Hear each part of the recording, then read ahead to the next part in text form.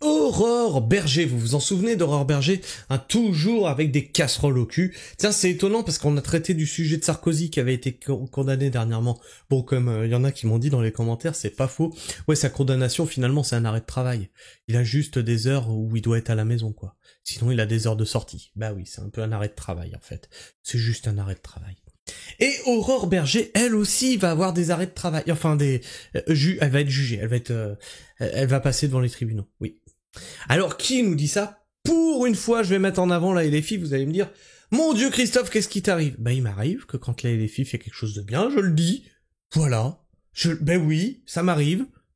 Et si le RN faisait quelque chose de travers, je le dirais tout pareil.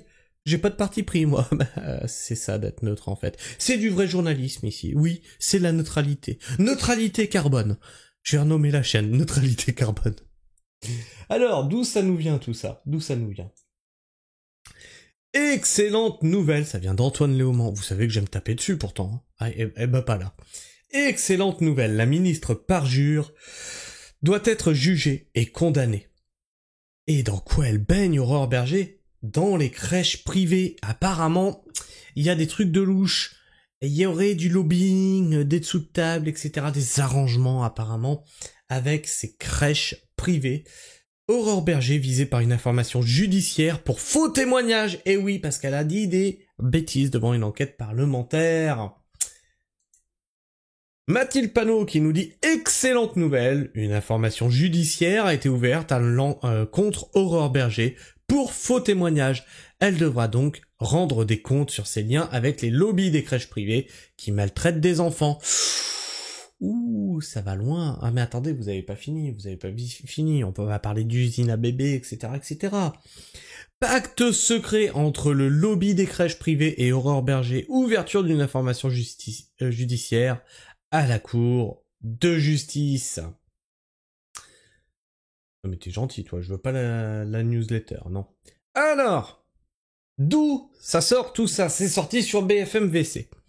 Crèche privée, Aurore Berger visée par une information judiciaire pour faux témoignage. Elle a pas l'air contente, la mémère. Hein.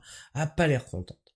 Après le signalement de l'Assemblée nationale en octobre dernier, la Cour de justice de la République de Paris a décidé d'enquêter sur les accusations de faux témoignages devant une commission d'enquête sur les crèches privées visant Aurore Berger.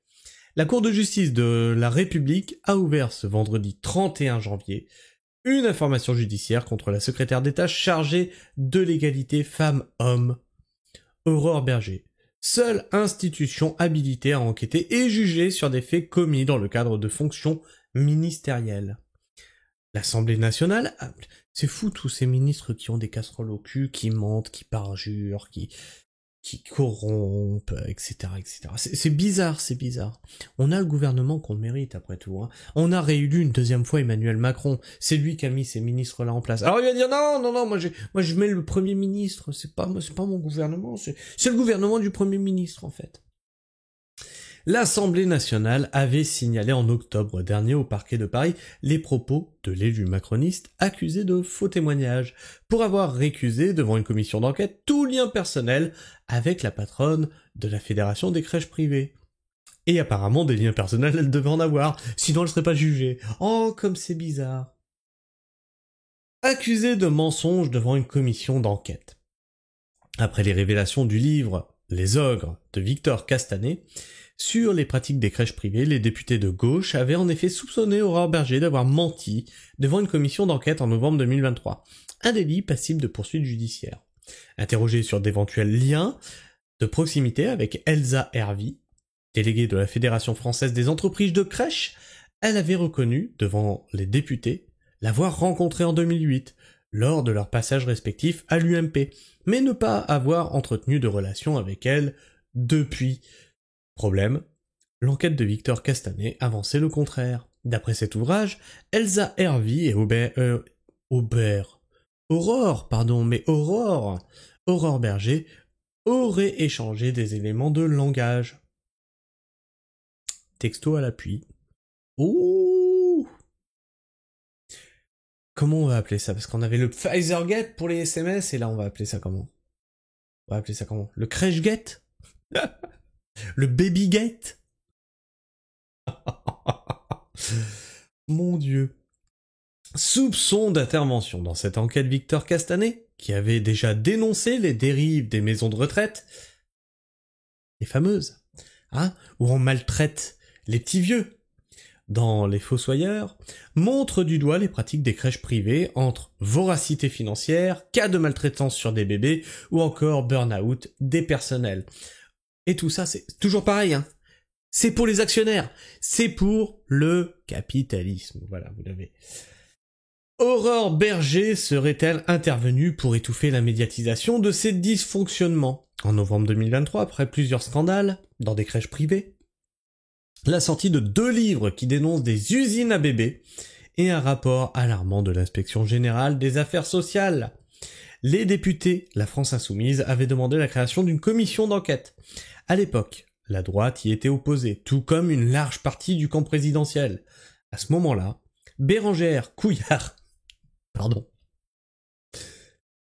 sacré nom, Bérangère Couillard qui planche sur le dossier au gouvernement. La commission d'enquête a cependant bien eu lieu, mais ses travaux se déroulent dans une ambiance délétère. La commission d'enquête aux conclusions débattues, le rapport de la commission d'enquête de l'Assemblée nationale sur les crèches, publié en mai dernier 2024, près de 4 mois après l'arrivée d'Aurore Berger au gouvernement au poste de ministre des Solidarités et des Familles, fait le constat d'un système à bout de souffle. Tout est à bout de souffle, je te rassure, Aurore. Tout est à bout de souffle. Vous avez tout flingué. Selon sa rapporteuse macroniste, Sarah Tanzili. Mais la France insoumise l'accuse de ménager le secteur privé lucratif. Faut-il y voir l'ombre d'Aurore Berger ? L'auteur des Ogres avance que la jeune femme aurait pesé de tout son poids pour éviter une commission d'enquête sans y parvenir, donc, et avait préféré appuyer la création d'une mission flash au pouvoir bien moindre et à la durée beaucoup plus courte. Aurore Berger a annoncé déposer plainte pour diffamation contre Victor Castanet en octobre 2024, plusieurs semaines après la sortie des Ogres. Dommage, c'est elle qui est devant la justice, du coup. Assez con. Assez con. L'ex-ministre chargé de l'égalité entre les hommes et les femmes avait assuré avoir renforcé la culture du contrôle dans les secteurs des crèches. Nous prenons acte de l'ouverture d'une instruction qui est la suite naturelle de la saisine de la Cour de justice de la République. Aurore Berger répondra évidemment à toutes les demandes qu'aura cette dernière pour mener à bien son instruction, a avancé son avocate Jade Doucelin auprès de BFM TV. Merde, c'est con ça. Bon, on va aller voir ce qui se dit sous le tweet de Mathilde Panot. Et pour tes amis les escrocs, oui, non mais... Vous pouvez pas être contre juste pour être contre. Là, elle a soulevé un lièvre. Je suis désolé. Oui, bon d'accord, y a dans ses copains des escrocs, ok. Mais là, il y a un lièvre. On peut pas mettre ça sous le tapis, je suis désolé. Et la présomption d'innocence, on en reparlera avec le procès de la LFI et des escroqueries de Chikirou. Oui, mais il y aura ce procès. Y a pas de souci. Mais là, il y en a un autre. Tellement aimable sans savoir être. Laissez la justice faire la charretière. Vous vous réjouissez que votre collaboratrice, certes opposante, soit mise en cause. Vous n'êtes pas sorti d'affaire, il me semble. Bon, il récolte pas beaucoup d'avis favorables, Mais moi, je suis désolé, mais je les soutiens, il faut savoir soulever les lièvres. Sous le tweet d'Antoine Léaumont. Une honte, ce gouvernement. Oui, il doit être jugé, condamné. Vous avez établi les faits déjà ? Je croyais qu'un procès équitable devait avoir lieu en démocratie. Oui, non mais on peut faire suivre un article de journal, informer les gens, comment ça se passe. On n'a pas dit qu'elle était coupable, on a dit qu'elle allait en procès. C'est fou ça quand même. Donc, c'est vous le juge, elle est déjà condamnée. C'est vrai qu'il a mis ça, oui, mais voilà, est condamné. La ministre parjure doit être jugée et condamnée, oui, c'est vrai qu'il a mis condamné, oui, c'est vrai. Vous êtes tous des saints, les gauchistes. Mais je comprends pas comment vous pouvez être opposés pour être opposés. On peut juste dire, bon, bah, effectivement, là, ils ont sorti quelque chose, ben, peut-être arrêter de leur en mettre plein la gueule quand ils sortent des trucs qui sont factuels. Merde. Enfin, moi, je suis... Comme je vous dis, hein, moi, j'ai pas de parti politique. Pour moi, ce sont tous des escrocs. Tous, quels qu'ils soient. Il n'y en a pas un pour rattraper l'autre. Enfin bref, qu'est-ce que tu penses de tout ça? Est-ce que pour aujourd'hui tu soutiens la LFI sur cette affaire? Est-ce que non, tu trouves que non, ils avaient rien à faire là-dedans, que ils doivent s'écraser parce que aussi ils ont des poursuites judiciaires et puis que... Hein, dis-moi tout ça dans les commentaires, partage-moi ton avis, ton opinion, n'hésite pas à t'abonner si t'es encore là en fin de vidéo et à vérifier que tu l'as encore, puisque YouTube en désabonne encore certains d'entre vous.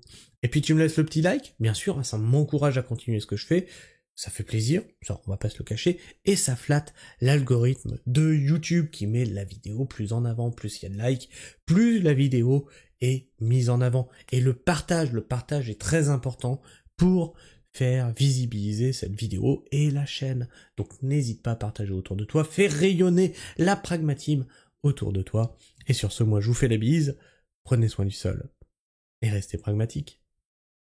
Ciao.